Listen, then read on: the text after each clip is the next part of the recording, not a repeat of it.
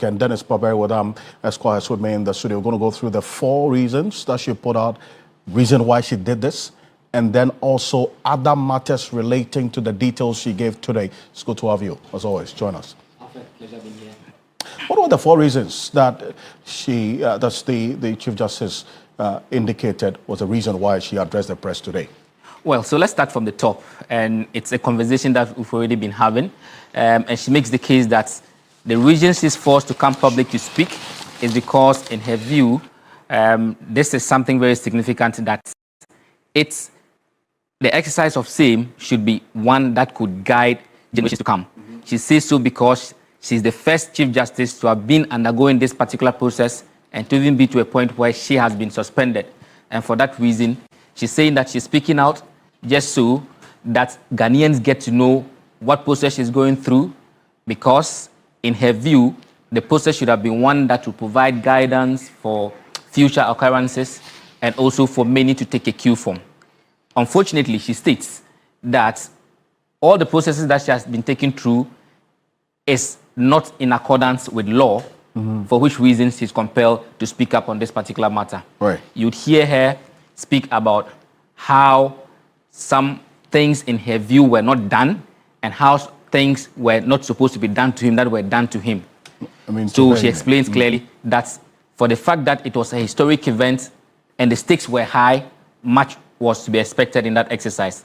It is her contention that the higher stakes, and considering the nature of the activity and what she's going through, she does not think that it is the right thing that she's going through, for which reason she's speaking up. Right. Now, she also talks about how far-reaching the exercise could be, considering that this borders on people who are covered under Article 146, whose removal will border on Article 146, and that will apply to other Superior Court justices. We're talking about Justice of the High Court, Justice of the Court of Appeal, and other Supreme Court justices, not just the Chief Justice herself. Yeah. It also extends to commissioners of independent state bodies like the EC, the SRAJ, and such, and NCC and the like. So she says that for the fact that even though she's going through this process alone, the implications are far-reaching, and it will not just apply to just her in the future. Okay, let's get her on that one. This entire the removal process and the far-reaching consequences, or in her view, the other persons that could be impacted in the future. Take a look. Every step of the removal process being undertaken against me is being done in a manner that breaks every rule on how justice is delivered in our country. And this is why I find the need to draw the nation's attention to the serious violations of the Constitution and law in the process, and the danger it holds for the development of the nation's democracy. What was the third point? Yes, so the third point has to do with some alleged constitutional violations and illegality of the proceedings. Alfred, you would recall that all through this process, there's been at least 5 attempts to stop the process. Yeah. At every given stage, or on each attempt, there's always been an argument about the legality or the constitutionality of the process. True. The Chief Justice today is also making allegations that what she's been taken through is unconstitutional, it is illegal, and the proceedings violate the Constitution, and then to that extent, they do not deserve to proceed or even stand. And the reason she's speaking out is that she wants all Ghanaians to know what she's going through, and that what she's going through, like you heard her say in that clip, it's unconstitutional and it violates every single tenet of justice delivery that is known to the Ghanaian law. On the matter of the secrecy of this entire process, I think she captured in there as well, no? Yes, so when she began to expound on what the alleged constitutional violations are, she takes us back to some matters that for some reason we have come to learn, which ordinarily we should not learn, which is what has happened before this committee hearing. Remember, she's been asking for a public hearing because in her view, the petitions are already out there, her responses are out there, and it does not put the matters into proper perspective. And if that has happened, then even though there's a constitutional requirement for the proceedings to be had in camera, she would rather prefer to waive that right and have that heard in public. That's the Supreme Court did not find favor, with that argument to grant same. We'll go into that matter. But she raises other issues about even how she was entitled to get a copy of the determination of the prima facie case, which was made, for which reason all this proceeding is being conducted against her. She says that she did not have that. She raised these procedural matters as in when she appeared before the committee, how her lawyer was not even acknowledged because she was not present that day, how dates were fixed without her knowledge or without notice to her lawyer. And also, in her view, it is a procedural breach for some of the petitioners not to, or to elect not to testify, and that the committee granted same. She talks about how she herself has been searched when she's going to the venue for these hearings, and also how her family, immediate family, is not allowed to also be in attendance when she's going for the hearings, and a whole lot of other matters. But remember, these were matters that she deposed to in a supplementary affidavit when she made that application to the High Court for an injunction by the Supreme Court, based on a prayer that was made by the learned Attorney General. The Deputy Attorney General was in court that day to have that affidavit struck out, because the argument was that these were matters that had happened before the committee. And for the fact that the matters happening before the committee are supposed to be in camera, they did not have to be in public. So that affidavit in support was struck out. But if you listen to her today, the same affidavit that was struck out, or the contents of it, largely are what have been characterized in this presentation today.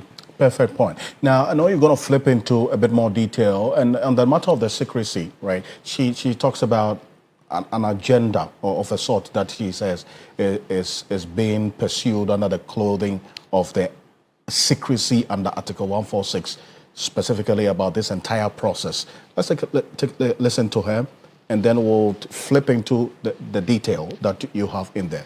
Let's take a listen to the Chief Justice. I applied for the proceedings of the committee set up by His Excellency the President to be held in public, so that in the interest of transparency and for the truth in the matters being raised to be made known to the people of Ghana. I did so because I knew that the secrecy of the proceedings for removing justices was not created in the Constitution as a cover-up for any agenda. The Constitution expects that only reasons for removing the Chief Justice and public officials as set out in Article 146 will be the reason for doing so. And especially, such reasons must affect public sensitive national interest or public order or safety.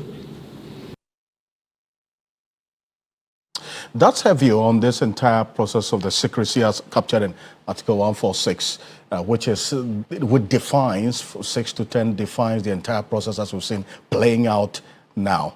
Now, we do know what the position of the Supreme Court on her demand for that public display of the entire process, which she was seeking. Yes.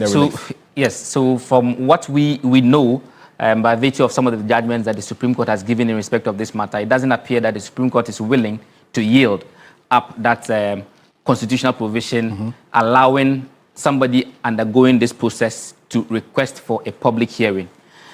And we say so because when you look at the most recent judgment from the Supreme Court in respect of Her Ladyship's own case, the injunction application, Justice Amadou Tanko, who gave the lead judgment, in parts had this to say in reference to her request for the public hearing instead of the in-camera that's required by law. Yeah. He says that in advancing her preference, her here refers to Her Ladyship, the Chief Justice, for a public hearing of the committee's proceedings, the applicant has failed to disclose the motivation for an invitation to this court to consciously usurp or, to say the least, ignore a constitutional prescription for her personal choice without taking into consideration the confidentiality and integrity of the process and the interest of other parties to the process. He goes on to say, in fairness to the applicant, I think she believes that publicity of the proceedings or opening same to the public will ensure her understanding of fairness of the process. But the question is, how exactly would that be achieved? Mind you, this was a ruling in which the 5 justices on the bench disagreed with her to grant that injunction application. Yeah. The reason this came up was one of the reasons for which she wanted that injunction granted was the fact that in the substantive suit or the writ of summon itself, she was asking for a relief in respect of this. Right. Even though they did not go into the substantive matter, but they had to touch in parts to explain why this could not be grounds enough for that injunction application to be granted. Now, Justice Richard Ejie Frimpong had something interesting to say. That it sounds disturbing. It sounds to me disturbing that the applicant wants the proceedings held in open, mainly by reason of alleged leakages of the petition and her responses. That the alleged leakages, whoever caused them, committed plain illegality in terms of the prevailing provisions in Article 1468, which mandates in-camera holding of all proceeding. He goes on to make the case that to stand on an illegality to depart from what the law says should not be upheld. That's the very extended version of this, you would have the judge liken this to a situation where that if there is a leakage in an examination, does that mean that it should be opened up for free for all copying? So clearly, when it comes to the secrecy of the proceedings, at least from this particular ruling in respect of that injunction application, it doesn't appear that the Supreme Court is willing to yield up to anybody who wants to even waive that if it were a right to you, as the Chief Justice argues strongly. It's a very instructive point, Dennis, that you make, because the Chief Justice, before going into the details of the petitions against the 3 of them, she said, well, this is already in the public domain. The details of the petitions have been published on social media, so it's not as though she's going to say anything new. But based on the details of one of the judges or justices who sat on her case, the point is that to the extent that it has been leaked, it's an illegality. Yes. So the acting CJ, that's the suspended Chief Justice, referencing this act of illegality to proceed and get into the details of the petition. How about that today? Well, so, I mean, she didn't reference what the Supreme Court had said in this. I am referencing. But what she is saying is that already the matters are out there. There's nothing to cover up. Especially so when you look at it within the context of the 4 reasons for which she says that she's addressing the public. She's convinced that the whole procedure is flawed. She even used words that are even stronger than flawed. Yeah, but in her view, what is happening now ought not to have happened in the first place. And that's the reason for which she's speaking up. Right. Including wanting the public to get to know what is happening. Because in her view, again, it has far-reaching implications because she's the first person to go through this process. Whatever happens to her today would most likely happen to the others to come after her. As unprecedented as it is. And you want to get into a bit more before I bring in Martin. The call for the resignation and retirement. And also some alleged threats on her life. Yeah. And I wanted to hold a brief on that because that's another big area as well. Martin Kpebo is a private legal practitioner and he's been following this case quite closely. He's joining us on Zoom right now. Counsel, good evening. Thank you for joining us here on Ghana Tonight. Yeah, good evening, Mr. Kansi. Now, listening to the detail as broken down by Dennis, and I know you followed the press conference as well earlier today, has her ladyship, the Chief Justice, done herself and her case any good by addressing the press today, or Ghanaians, the nation today, and putting out this detail, which she says, in her view, it's necessary that the public gets to know how flawed, illegal, and unconstitutional the process she's being subjected to is. Has it done any good for her? Mr. Okansi, that's $1 million question. To be honest, it's a mixed bag. You can imagine that for her supporters, certainly this would ginger them up, right? And for those who may not support the case, this will not endear her to them. So it's a mixed bag. The jury is still out there, right? Yes. But what we can be certain about is that she's come out with a lot more details than the Supreme Court has given, allows. Because the Supreme Court, through its various decisions, has made clear that we should not leak the contents of the petitions, one. We should not bring out or leak or disclose the happenings in terms of the proceedings whilst they are ongoing, etc. But you see that in the interview, she's brought out a lot, far beyond what the Supreme Court has sanctioned. That much we are very sure of. But as to how good it has done to her case, the jury is still out there.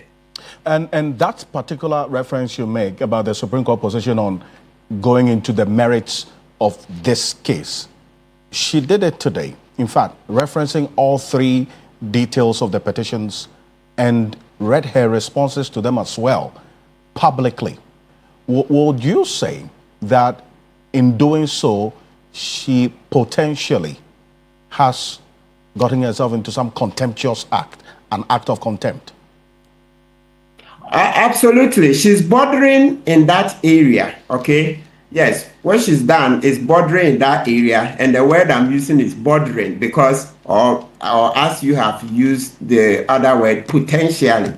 Because, a person is innocent until proven guilty, right? And we use that principle in contempt cases, even though contempt is not a criminal matter. Some contempts are criminal. Those ones, they are in the Act 29, right? But other contempts who are civil. But whether it is a criminal contempt or civil contempt, we still use the same criminal standard that you have to prove beyond reasonable doubt. We don't have that. We don't have enough evidence. But at least what we are saying is that on the face of it, she's given a lot more details than the Supreme Court has sanctioned. So in the Justice Derry case, and it's good, this afternoon, an earlier interview with you, you would make a good lawyer someday. You raised the matter of contempt. I didn't quite get it, but let's just say, put succinctly this way. Yes, we are talking about contempt, but it is not the committee that has the powers of contempt. No, the committee doesn't have. So if the committee feels these are contemptuous, then the committee has to refer the matter to the High Court. That's the difference. So when we mention contempt, then quickly we have to add that the committee has no powers of contempt. And so if there's any section in the Justice Paul Derry versus Tiger IPI case, the Supreme Court held that such matters be referred to the High Court, then the High Court will deal with the contempt application. It's not only the committee that has to refer its cases to the High Court. Also in our laws, when you are going for arbitration, when you go to arbitration and then you do something that border on contempt,